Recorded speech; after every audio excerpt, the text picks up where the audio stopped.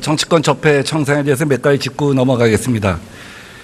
국정원 댓글 게이트에 증거들이 소속 드러남에 따라 이명박 대통령이 최종적인 책임자라고 하는 확증 증거들이 속속 밝혀지고 있습니다. 만약에 최종적인 책임자가 이명박 대통령이라고 한다면 법과 정의의 기초에서 예외 없이 조사할 용의가 있으십니까? 네, 법에 따라서 엄정하게 처리돼야 한다고 생각합니다. 2014년 성완종 게이트와 관련해서 홍준표 대표가 지금 대법원에 재판 계류 중입니다.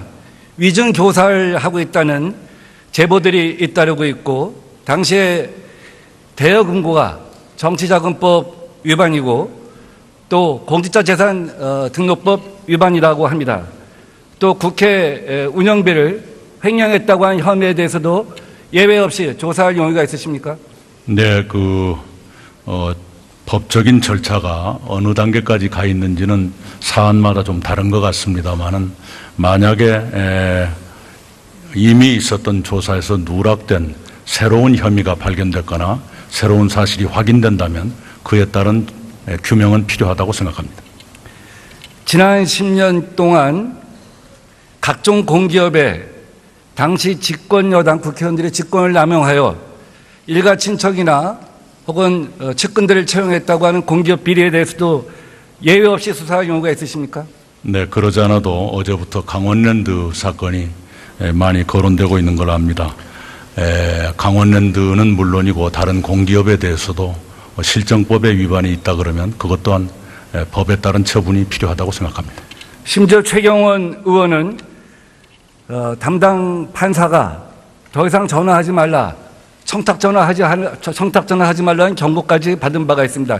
이것은 명백히 김영란법 위반입니다. 김영란법 위반으로 입건 조치할 용의가 있습니까, 정부는? 김영란법이 시행된 지 1년이기 때문에 그 이전에 벌어진 일인지 시행 이후에 벌어진 일인지는 조금 확인이 필요할 것 같습니다. 지금 재판 과정에 청탁을 받았다는 겁니다. 새로운 혐의가 드러났다 그러면 그것 또한 규명돼야 한다고 생각합니다. 이제 외교안보에 관한 질의를 하겠습니다. 정부는 북한 핵이 어느 정도 완성 단계에 있다고 보고 어떻게 해서 핵을 동결하고 폐기할 수 있다고 생각하십니까? 상당한 정도까지 진척이 됐다고 봅니다. 북한 스스로가 기관지를 통해서 발표한 바에 따르면 조선신보의 보도는 이렇습니다. 핵무력 완성의 완결 목표를 달성하기 위한 일환, 이렇게 굉장히 어려운 용어를 썼는데요. 뭔가 조금 남은 단계가 있는 것 같은 느낌으로 들렸습니다. 그러나 우리가 우려할 만큼 매우 고도화됐다, 이런 의식을 가지고 있습니다. 북한은 첫째, 핵만이 체제를 보호한다고 생각하고 있고 그래서 헌법에 명시하고 있고, 둘째, 김정은이 직접 나서서 리비아 우크라이나 사태를 언급하면서 핵이 없으면 종당에는 체제를 보호받지 못한다고 언급한 바 있고, 셋째, 중국과 러시아가 한반도 비핵화보다는 북한 급변 방지를 자신들의 이해로 파악하고 있습니다. 그래서 우리가 지금까지 생각했던 것 이상의 상상력과 또 비상한 의지를 포함하여 핵에 관한 우리의 정책이 수립되지 않으면 북한이 핵을 포기하게 하는 것은 쉽지 않다고 생각하는데 어떻게 보십니까? 네, 그들이 목표로 생각하는 것을 이룰 때까지 계속 가려 하지 않겠는가, 이렇게 추정하고 있습니다. 그래서 일각에서는 북한 선제 타격, 예방 전쟁, 전쟁 불산으로 핵 위협을 제거하자고 주장합니다.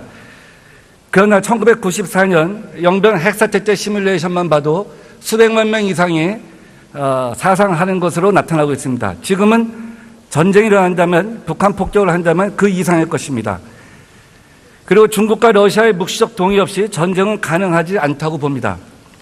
또 후세인 빈라덴 제거 등 그러한 핀셋 제거랄지 혹은 침공 작전이 한반도에서 전개될 경우는 전면전으로 이어지기 때문에 우리가 동의할 수 없다고 보는데 여기에 대해서는 어떻게 생각하십니까? 네, 그 전에 모 대통령이 핵은 종이호랑이다 라고 말하면서 핵 개발에 매진했던 역사가 있습니다. 어느 경우에도 대비해야 한다고 생각을 합니다만은 핵전쟁의 가능성은 높지는 않다. 그러나 대비해야 한다, 이렇게 생각합니다. 그래서 제가 지금 예시한 이유로 미국이 한국의 동의 없이 코리아 패싱, 이른바 코리아 패싱을 통해서 일방적으로 한반도에서 북한을 선제 타격하는 것은 불가능하고 또 있어서도 안 된다 이렇게 생각하는데 동의하십니까? 네, 우선 코리아 패싱이라는 것은 있지도 않고 있을 수도 없다라고 봅니다. 현실에서는 우리 안보 당국의 여러 채널이 미국의 상대 역들과 미국 시간으로 자정이 넘은 시간까지 통화를 하고 있고요. 그리고 국제사회의 대북 조치가 한국과 공조하지 않고는 효과를 낼 수 없다는 점에서 코리아 패싱은 있을 수 없다고 생각하고, 특히 군사적인 옵션에 대해서는 한국의 동의 없이는 어떤 것도 이루어질 수 없다라고 믿고 있습니다. 일각에서 전술핵 재배치, 독자적 개발을 주장하고 있습니다만, 첫째는 동북아의 핵 도미노, 둘째는 사드 이상의 중국의 경제 보복, 셋째는 오히려 전술핵을 한반도에 배치함으로써 타겟이 분명해져서 우발적인 전쟁이 일어날 가능성, 넷째, 한반도 문제를 핵 대 핵 프레임으로 몰고 가 평화와 통일을 지난한 과제로 미루는 역효과를 가져오게 됩니다. 미국도 반대하고 있습니다. 전술핵 재배치는 답이 아니라고 생각합니다. 우리 옵션이 없다고 분명 선언할 수 있습니까? 네, 전술핵 배치는 고려하고 있지 않습니다. 저는 차제에 야당과 야당 지도자한테도 권고하고 특히 홍준표 대표한테도 경고하고 싶습니다. 지금 한반도는, 우리나라는 패자 부활전이 아닙니다. 패자의 무도회가 아닙니다. 설령 야당이 전술핵 재배치를 당론으로 가져갈 수 있습니다. 그러나 1천만 국민 서명 운동을 한다든지 미국의 릴레이 서신을 갖다가 발신하는 것은 있을 수 없는 일이라고 생각합니다. 한반도의 운명은 앞으로 5년간 문재인 대통령이 쥐고 있게 됐습니다. 운전자는 문재인 대통령입니다. 뒤에서 운전자를 끌어내리는 행위는 있을 수가 없다고 생각을 합니다. 정말 진정으로 안보를 생각하고 애국을 생각한다고 한다면 핵 재배치를 당론으로 가져갈 수는 있습니다. 그러나 대통령을 만나서 지금의 정부가 어떤 생각을 하고 있고 핵 문제에 대해서 전술핵 배치에 대해서는 야당의 입장이 어떤 것인가에 대해서 비공개적으로 의논하고 공유하는 것이 진정한 야당의 태도라고 생각합니다.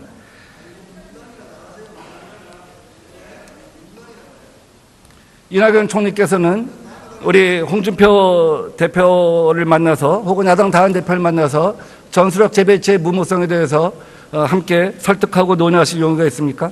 네, 그렇게 해볼 생각입니다. 정부는 그래서 대화와 제재 병행 노선을 선택했습니다. 신베를린 구상은 유효하다고 생각합니다. 일시적으로 제재가 강조될 뿐이지 기본적으로 노선은 불변이다 하는 생각을 갖고 있는데 맞습니까? 네, 궁극적으로는 대화를 통한 해결밖에는 다른 길이 없다고 생각합니다. 전쟁을 피해야 하는 한 그렇습니다. 그러나 현재는 대화를 말한 국면은 아니다라고 봅니다. 그리고 이러한 과정에서 북한이 도발하면 우리도 군사훈련으로 처음으로 대응을 하고 있고 또 미사일 역량을 키우고 있는데 이러한 입장은 앞으로도 일관되게 유지될 것이라고 보는데 맞습니까? 네. 그런데 현 단계의 제재와 평화만으로는 북한의 핵 개발이 얼마 남지 않은 시점에서 우리의 목표를 달성할까 하는 것에 대해서 저는 다소 의문을 갖고 있습니다. 이제는 단계적 접근이 아닌 전면적 접근, 최대한의 압박과 관여라는 원칙하에 우리가 내놓을 수 있는 최고의 상상력을 발휘할 때입니다. 그래서 안보와 경제의 동시 병행 타결을 제안합니다. 첫째, 안보와 관련 조건 없이 핵 동결과 핵 폐기, 그리고 평화협정, 국교 정상화라는 로드맵을 테이블 위에 올려놓고 논의하자는 것입니다. 둘째, 실질적으로 북한의 체제가 보장될 수 있는 경제에 발전한 권위주의 체제이면서도 경제 번영을 달성한 싱가포르 모델, 즉 황해권 국제경제도시를 국제민간 컨소시엄을 통해 조성하자는 것입니다. 구체적으로 설명하겠습니다. 우선 안보 문제입니다. 현 정부는 도발 방지를 전제로 평화협정 체결 등을 제안한 바 있습니다. 지금은 대북 제재에 전면적으로 동참하면서도 무조건적인 대화를 제안할 때입니다. 1단계 핵 동결과 평화협정 논의, 2단계 핵 폐기와 평화협정 체결, 주한미군 역할 조정, 사드 배치 등과 관련된 동북아 안보제도 합의, 3단계 한국, 미국, 일본과 북한의 국교 정상화라는 로드맵을 제시합니다. 이러한 정도의 근본적인 돌파구가 있어야지만 중국, 러시아 등 권역국뿐만 아니라 독일, 스위스 등 중재 희망국들이 동의하고 나설 수 있다고 생각합니다. 총리의 견해는 어떻습니까? 네, 국회에서 여러 가지 논의가 있는 것은 바람직한 일이라고 생각합니다. 다만 정부의 공식 입장은 좀 더 전략적인 고려가 필요하기 때문에 이 자리에서는 밝히지 않는 것을 양해해 주시기 바랍니다. 미국과 북한은 치킨 게임의 당사자에서 누구도 선제안을 하지 못하고 있습니다. 한국 역할론 코리아 썸씽이 가능한 로드맵을 제시해야 합니다. 이러한 제안은 주한미군의 평화 유지군 역할과 한미 동맹의 유지를 가능하게 하는 길이라고도 생각합니다. 일각에서는 한미 협정이 또 다른 코리아 패싱을 유발할 수 있다 이렇게 얘기를 합니다. 그러나 저는 그렇게 생각하지 않습니다. 북한이 핵에 동결을 하고 폐기를 한다고 할지라도 북한의 컴퓨터 파일에는 핵과 미사일 기술이 남아 있습니다. 그래서 그 이상의 북한 체제를 보장하는 안이 제시될 때만 항구적인 평화가 가능합니다. 둘째, 한반도는 한국은 미국의 전략적 이해입니다. 북한이 러시아, 중국의 전략적 자산이듯이 한국도 미국의 전략적 자산입니다. 그래서 미국은 쉽게 한국에서 철수하지 못합니다. 셋째, 육자회담 복귀할 때 이미 평화협정은 그 테이블 위에 올려놔 있던 것입니다. 그래서 이러한 논의를 한다고 할지라도 결코 코리아 패싱이 있을 수 없다. 우리가 오히려 한반도 안보에 관한 종합적인 구상을 제안함으로써 코리아 썸씽이 가능하다 하는 제안을 합니다. 정부는 이러한 문제에 대해서 종합적으로 생각해 볼 용의가 있으십니까? 네, 적절한 시기가 오면 대한민국 정부의 종합적인 구상을 밝혀야 한다고 생각합니다. 다음은 경제에 관한 구상입니다. 북한은 이란식 핵 협상에 동의하지 않을 것입니다. 풀을 먹고 사는 한이 있어도 핵을 포기하지 않는다. 푸틴이 얘기했습니다. 북한의 핵과 미사일, 그 미사일 동결 폐기에도 역시 그 컴퓨터에 그대로 남아있다고 한다면 경제 번영을 통한 체제 안보 담보 없이는 안보에 관한 합의는 불안정할 수밖에 없습니다. 그래서 경제에 관한 구상이 따라가야 하는 것입니다. 개성공단은 다시 열려야 하지만 북한의 입장에서는 한국에 대한 종속적 발전, 중국과 동남아와 국제경쟁에서 앞설 수 없는 단계적 발전이기 때문에 이러한 정도의 대안으로는 북한이 다시 체제 보장을 담보로 한 한반도 안보 구상을 쉽게 동의하고 논의하지는 않을 것이라고 봅니다. 그래서 보다 새롭고 포괄적인 구상이 저는 필요하다고 봅니다. 이는 문재인 대통령이 언급한 창의적 접근하고도 연결된다고 저는 생각합니다. 어떻게 보십니까? 네, 그게 언제쯤 가능할지는 모르지만 그런 국면이 오기를 바랍니다. 예, 평양과 개성을 배후라는 해주 남포를 황해권 국제경제도시로 개발할 것을 제안합니다. 싱가포르형 국제경제도시, 홍콩 선전 경제특구형 개발을 하자는 것입니다. 1인 통치자의 결심에 따라 모든 규제를 없앨 수 있는 이곳을 4차 산업과 금융 국제도시로 만들자는 제안입니다. 지금 미국은 북한 경제 지원에 대해서 언급하지 않고 있고 앞으로도 그럴 것입니다. 황해 국제경제도시는 민간 컨소시엄이 비용을 조달하고 국제금융기구가 이를 조달하는 방식입니다. 둘째, 황해 국제경제도시가 조성되면 물류의 이동상 다른 지역 개발 수요가 생깁니다. 국유화된 토지를 임대하여 증권화 유동화하고 일본의 식민지 배상, 한국의 경역기금이 제공되면 북한은 짧은 시기에 비약적 발전을 할 수 있습니다. 북한은 개방 없는 개혁, 즉 장마당 경제의 길을 가고 있습니다. 북한과 주변국들은 상상력의 한계 혹은 적극적 관여 의지의 부족으로 이러한 담대한 제안을 하지 못합니다. 셋째, 황해 국제경제도시는 2단계로 휴전선을 마주한 서울과 평양 두 수도를 연결 인구 3천만 명 규모의 초대형 경제권으로 이어지게 됩니다. 넷째, 중국은 1대1로의 완성으로 동북 삼성 경제 활로가 열리고 러시아와 몽골은 극동 알타이 경제 구상을 실현하게 됩니다. 저는 이러한 중장기 로드맵이 있을 때만, 이러한 내비게이션을 제공할 때만, 안보와 경제의 동시 병행 타결이 있을 때만 한반도의 안보는 항구적으로 담보된다 이렇게 생각하는데 총리께서는 적극 고민하시는 네, 기본적으로 동의합니다. 신경제지도 구상도 민 의원님 구상과 맥이 통한다고 생각합니다. 북한 당국에도 촉구합니다. 핵을 개발하면 북한은 개방 없는 개혁의 한계에서 벗어나지 못합니다. 그리고 동북아 핵무장의 도민으로 영원히 핵과 핵의 대결에서 빠져나오지 못하게 됩니다. 핵으로 갇힐 것이냐, 핵 폐기를 열릴 것이냐 선택해야 합니다. 핵은 일시적 승리감을 북한에 줄지 모르지만 장기간의 고통이 반대 급부로 따르게 됩니다. 정부는 북한 제재에 동참하면서도 북한을 대화로 이끌고 국제사회가 공감할 수 있는 창의적이고 담대한 구상을 말할 때입니다. 우리 주변 그 누구도 한반도의 항구적인 평화 그리고 남북 공동의 번영에 대해서 얘기하지 않습니다. 그들의 이해와 상상력, 열정은 갇혀 있습니다. 오직 우리만이 돌파구를 열 수 있습니다. 우리 민주의 독립운동이 시작되었던 연해주 신안천의 기념비는 이렇게 시작됩니다. 민족의 최고의 가치는 자주와 독립이다. 지금 이 시점에서 우리 민족 최고의 가치는 평화와 통일이라고 생각합니다. 경청해 주셔서 감사합니다.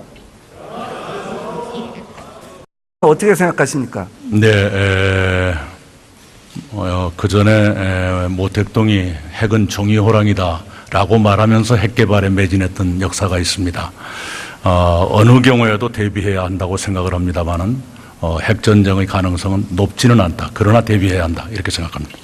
그래서 제가 지금 예시한 이유로 미국이 한국의 동의 없이 코리아 패싱, 이른바 코리아 패싱을 통해서 일방적으로 한반도에서 북한을 선제 타격하는 것은 불가능하고 또 있어서도 안 된다 이렇게 생각하는데 동의하십니까?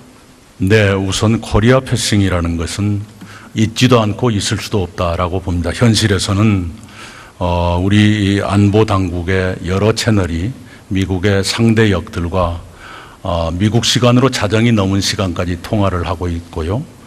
그리고 국제사회의 대북 조치가 한국과 공조하지 않고는 효과를 낼 수 없다는 점에서 코리아 패싱은 있을 수 없다고 생각하고 특히 군사적인 옵션에 대해서는 한국의 동의 없이는 어떤 것도 이루어질 수 없다라고 믿고 있는 조금 확인이 필요할 것 같습니다. 지금 재판 과정에 청탁을 받았다는 겁니다.